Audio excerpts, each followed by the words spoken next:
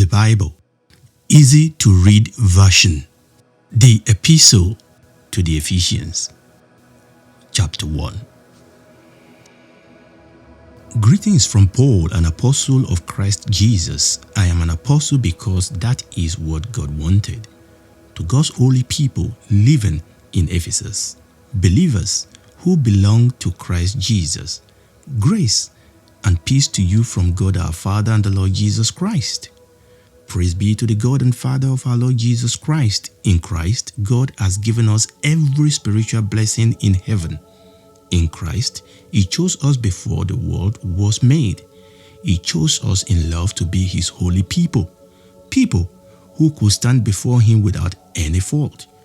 And before the world was made, God decided to make us His own children through Jesus Christ. That was what God wanted, and it pleased Him to do it. And this brings praise to God because of His wonderful grace. God gave that grace to us freely. He gave us that grace in Christ, the one He loves. In Christ, we are made free by His blood sacrifice. We have forgiveness of sins because of God's rich grace. God gave us that grace fully and freely, with full wisdom and understanding. He let us know His secret plan. This was what God wanted, and He planned to do it through Christ. God's goal was to finish His plan when the right time came.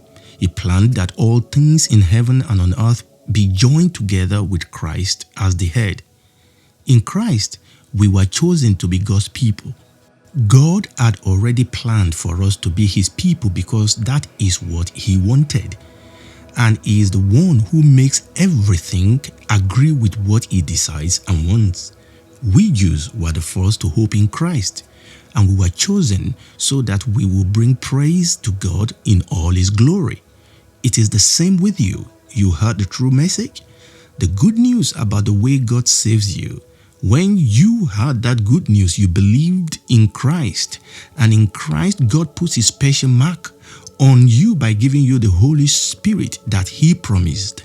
The Spirit is the first payment that guarantees we will get all that God has for us. Then we will enjoy complete freedom as people who belong to Him.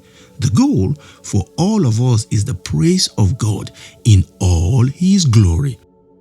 That is why I always remember you in my prayers and thank God for you.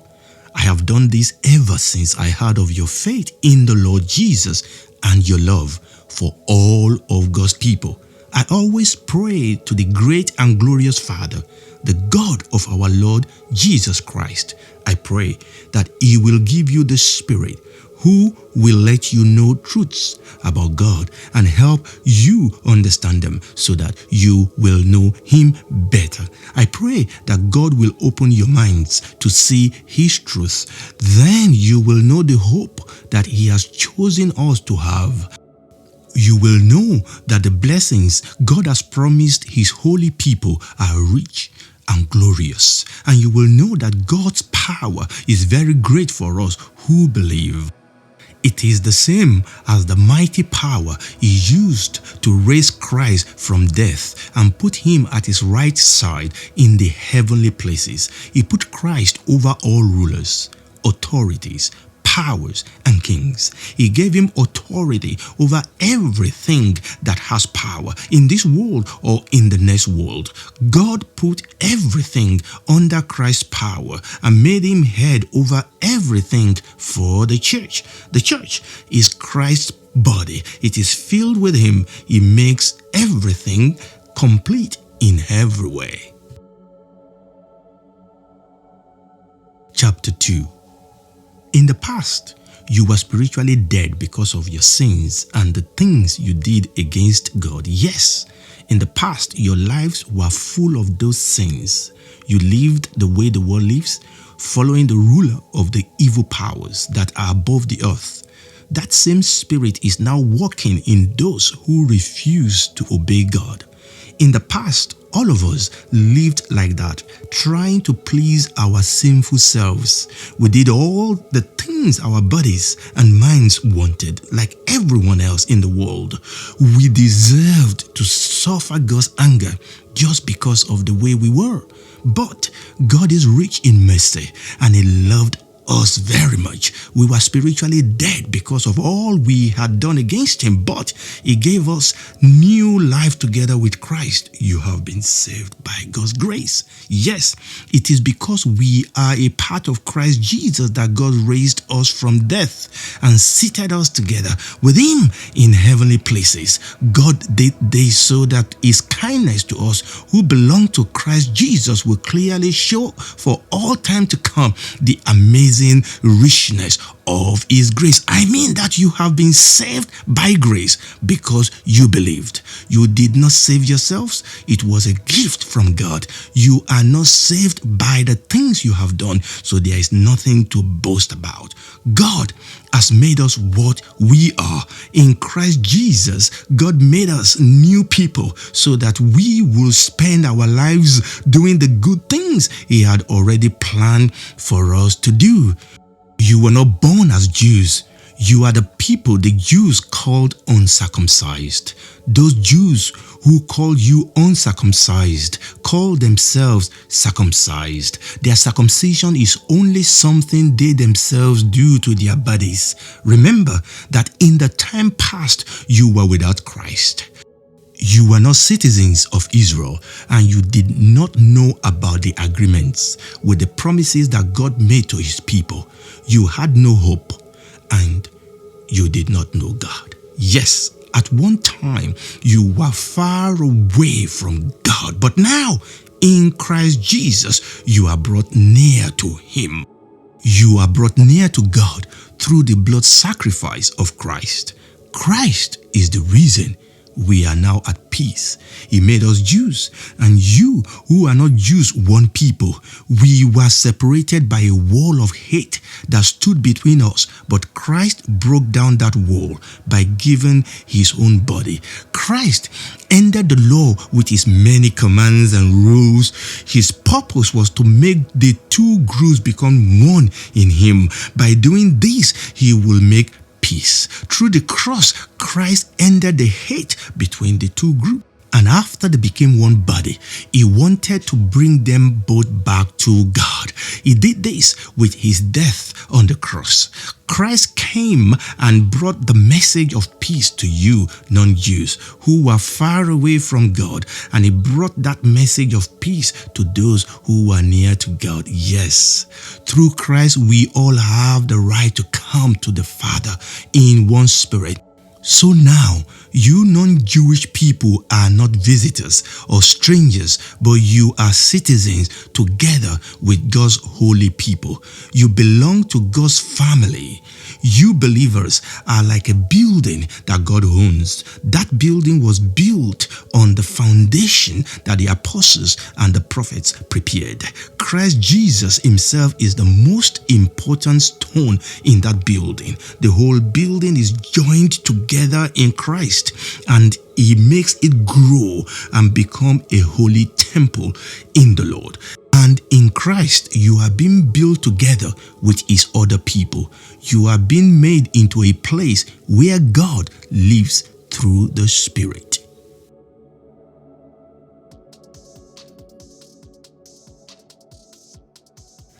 Chapter 3. So I, Paul, am a prisoner because I serve Christ Jesus for you who are not Jews. Surely you know that God gave me this work through His grace to help you. God let me know His secret plan by showing it to me. I have already written a little about this, and if you read what I wrote, you can see that I understand the secret truth about Christ. People who lived in other times were not told that secret truth, but now through the Spirit, God has made it known to His holy apostles and prophets. And this is the secret truth, that by hearing the good news, those who are not Jews will share with the Jews in the blessings God has for His people. They are part of that same body, and they share in the promise God made through Christ Jesus.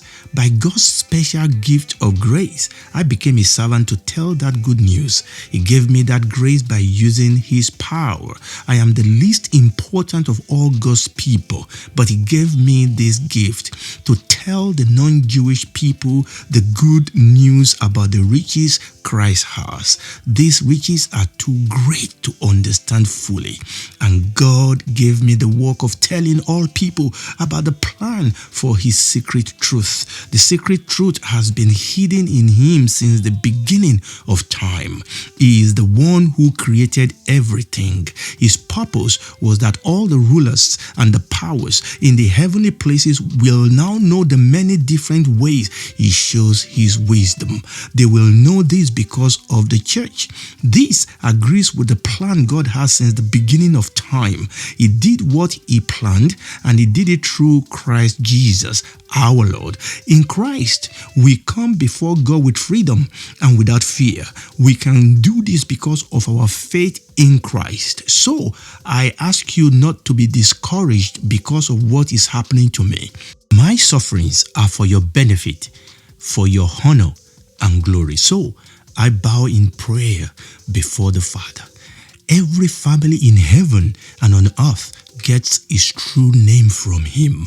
I ask the Father, with His great glory, to give you the power to be strong in your spirits. He will give you that strength through His Spirit.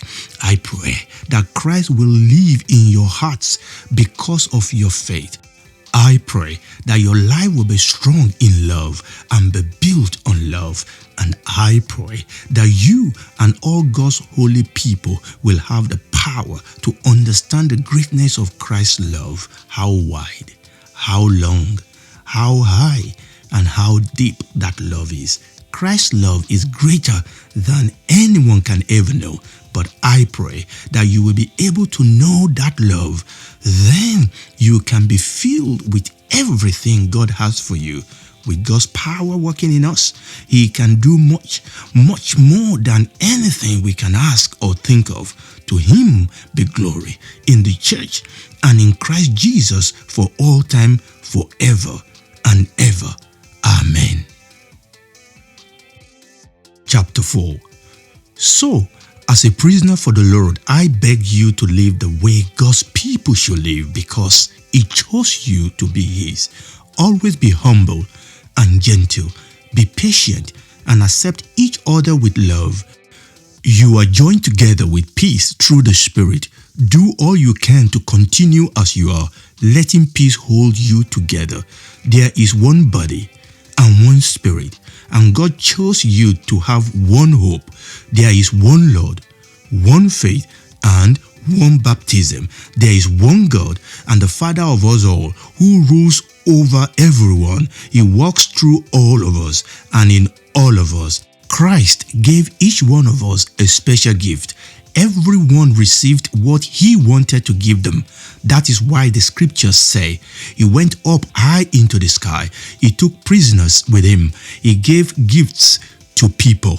When it says He went up, what does it mean? It means that He first came down low to earth. So Christ came down, and He is the same one who went up. He went up above the highest heaven in order to fill everything with Himself. And that same Christ gave this gift to people. He made some to be apostles, some to be prophets, some to go and tell the good news, and some to care for and teach God's people. Christ gave these gifts to prepare God's holy people for the work of serving, to make the body of Christ stronger. This work must continue until we are all joined together in what we believe and in what we know about the Son of God. Our goal is to become like a full-grown man, to look just like Christ and have all His perfection. Then we will no longer be like babies. We will not be people who are always changing like a ship that the waves carry one way and then another. We will not be influenced by every new teaching we hear from people who are trying to deceive us. Those who make clever plans and use every kind of trick to fool others into following the wrong way. No, We will speak the truth with love. We will grow to be like Christ in every way. He is the head, and the whole body depends on him. All the parts of the body are joined and held together, with each part doing its own work. This causes the whole body to grow and to be stronger in love. I have something from the Lord to tell you. I warn you, don't continue living like those who don't believe. Their thoughts are worth nothing. They have no understanding and they know nothing because they refuse to listen.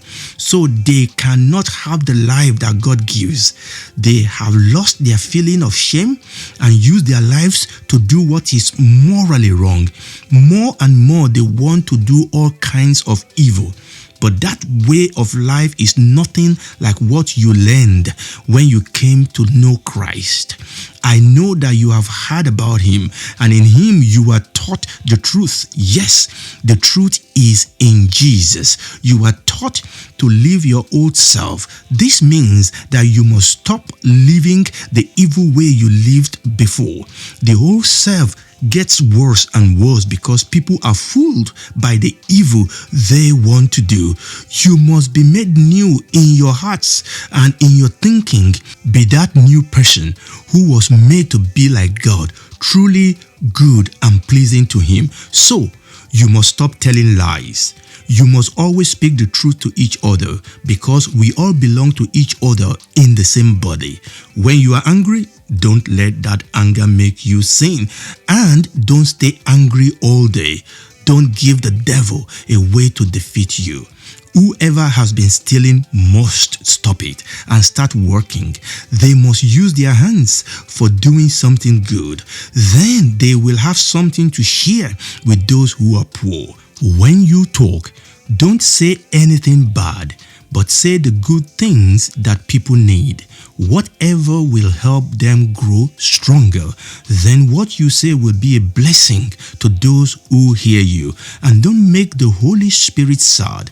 God gave you his Spirit as a proof that you belong to him and that he will keep you safe until the day he makes you free. Never be bitter, angry, or mad. Never shout angrily or say things to hurt others. Never do anything evil. Be kind and loving to each other. Forgive each other the same as God forgave you through Christ.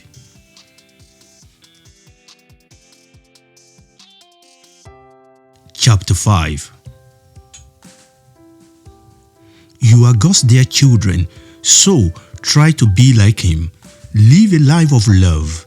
Love others just as Christ loved us. He gave himself for us, a sweet-smelling offering and sacrifice to God. But there must be no sexual sin among you. There must not be any kind of evil or selfishly wanting more and more, because such things are not right for God's holy people. Also, there must be no evil talk among you. Don't say things that are foolish or filthy. These are not for you, but you should be giving thanks to God. You can be sure of this. No one will have a place in the kingdom of Christ and of God if that person commits sexual sins or does evil things or is a person who selfishly wants more and more. A greedy person like that is serving a false god. Don't let anyone fool you with words that are not true. God gets very angry when people who don't obey him talk like that. So, don't have anything to do with them. In the past, you were full of darkness, but now you are full of light in the Lord. So, live like children who belong to the light. This light produces every kind of goodness, right living, and truth. Try to learn what pleases the Lord. Have no part in the things that people in darkness do, which produce nothing good. Instead, tell everyone how wrong those things are. Actually, it is shameful to even talk about the things that those people do in secret, but the light makes clear how wrong those things are. Yes, everything is made clear by the light. This is why we say, wake up.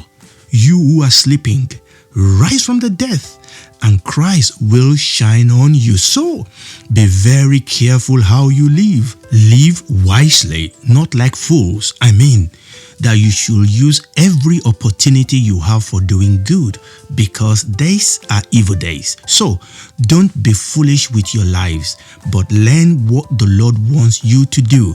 Don't be drunk with wine, which will ruin your life, but be filled with the Spirit. Encourage each other with psalms, hymns, and spiritual songs, singing and making music in your hearts to the Lord. Always give thanks to God the Father for everything in the name of our Lord Jesus Christ.